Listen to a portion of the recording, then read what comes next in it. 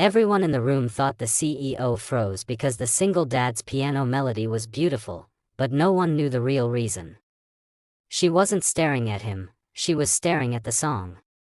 A song only two people in the world were supposed to know, her, and the first love she buried years ago. The evening lights glowed softly inside the grand hall of Aurora Corporation as employees gathered around for the company's charity night.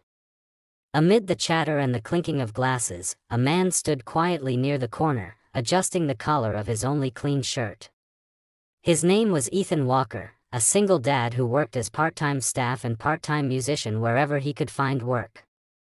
He had been invited by the event organizer to play a short melody on the piano, something elegant, something warm, something that didn't show how tired he really was. His daughter, Lily, had been sick for weeks, and medical bills were rising faster than he could earn. But he still smiled, because she always told him, "Daddy, your music feels like sunshine." And sunshine was all he wanted to give her. Tonight, the CEO herself was attending, Amelia Hart, the youngest self-made CEO in the city, known for her brilliance, her cold professionalism, and her heart that no one had been able to reach in years. She walked with the confidence of someone who had survived storms alone. But as she entered the hall, her eyes landed on the piano in the center, and a strange heaviness settled on her chest. She hadn't heard music, not that kind of music, in a long time. Memories she tried to bury tightened their grip on her. When Ethan sat at the piano, he took a deep breath and let his fingers touch the keys. The crowd slowly quieted. Then, the melody began. Soft, aching, familiar. Too familiar. Amelia's steps faltered, and she turned sharply toward the piano as if someone had called her name. Her pulse raced. She knew this tune. She knew every note. Because years ago, when she was just a girl dreaming under the stars, her first love, Daniel, had written that melody for her. A melody he never shared with anyone else. A melody he played for her on the night he promised they'd grow old together. But life tore them apart, an accident, a tragic loss, and Amelia built her empire on the ruins of her heart, yet here it was. That song.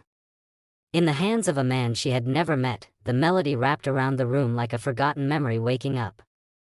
Ethan closed his eyes as he played, feeling the emotion of each key, unaware that he was unraveling the CEO's entire world. The audience watched Amelia freeze in place, tears gathering but refusing to fall. When the final note faded, the silence was so thick it felt sacred. Amelia approached him slowly, her voice barely a whisper. Where did you learn that song?" Ethan looked up, confused. "My wife taught it to me," he said softly. "She said someone very special wrote it, but she passed away before she could tell me more." Amelia felt her breath leave her. The world tilted. The wife he spoke of, Daniel's sister. The pieces connected like destiny rearranging itself. Amelia invited Ethan into her office the next day, her heart still trembling from the melody echoing inside her. She looked at him not as a CEO, but as a woman who had lost too much and suddenly found a fragment of her past returned to her. Ethan sat across from her, his hands fidgeting with the edge of his sleeve, worried he'd done something wrong. But she smiled, soft, genuine, the first real smile she'd allowed herself in years. She asked him about his life, about Lily, about the wife he still visited with flowers every Sunday.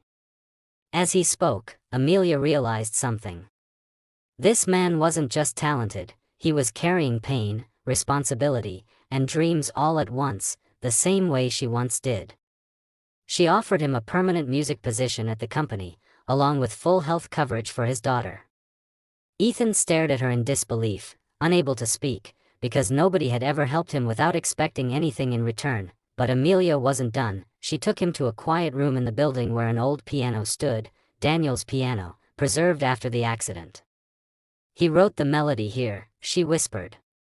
Ethan stepped closer, his heart pounding. He placed his hands on the keys, and for a moment, it felt like every loss he'd ever survived was meeting every hope he still held on to.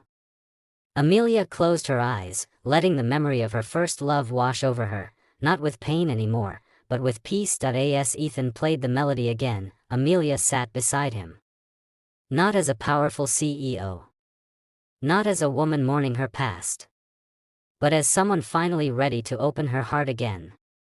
Lily later joined them, her small fingers touching the keys with innocent delight, and Amelia felt something she hadn't felt in years: family, possibility, healing. A new melody slowly formed between them, not written by Daniel, not haunted by loss. A melody born from second chances. From music that survived tragedy.